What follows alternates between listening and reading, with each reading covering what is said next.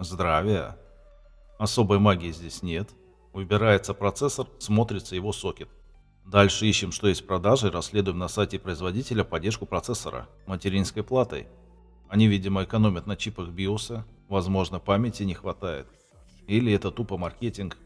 Так что можно столкнуться с тем, что не все процессоры в линейке заработают. Микрокоды процессоров могут отсутствовать.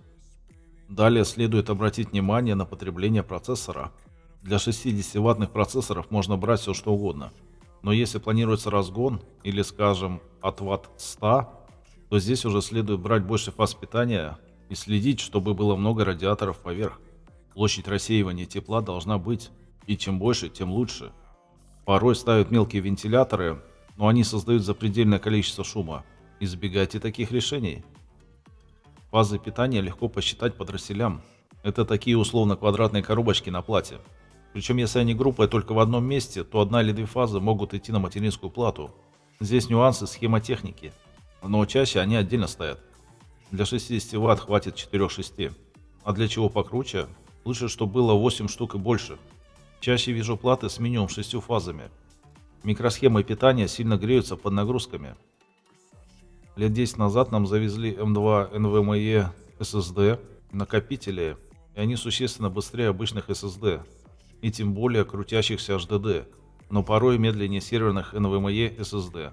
Их также можно воткнуть, но есть ли слоты и место? И сможет ли шина?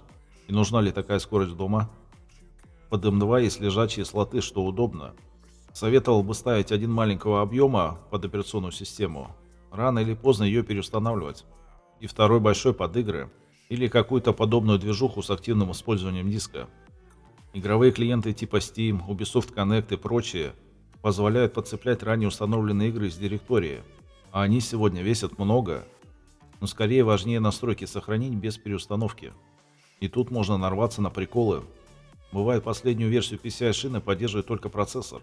В один канал на дешевых матерях. Она подороже уже и чип платы обучен. Обслуживает второй слот и следующее. При подключении M2 может отключаться шина одного или двух SSD дисков. Есть нюансы, их следует изучать.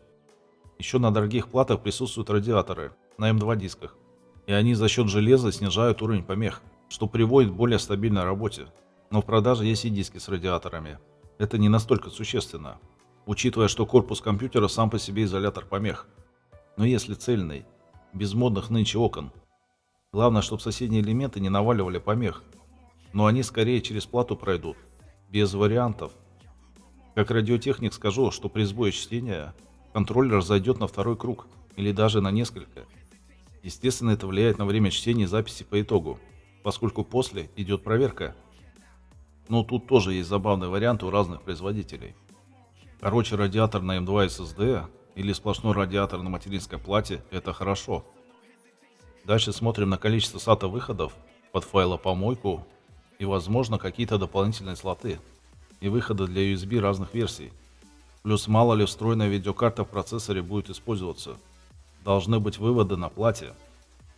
Все остальное уже по потребностям и вкусовщина.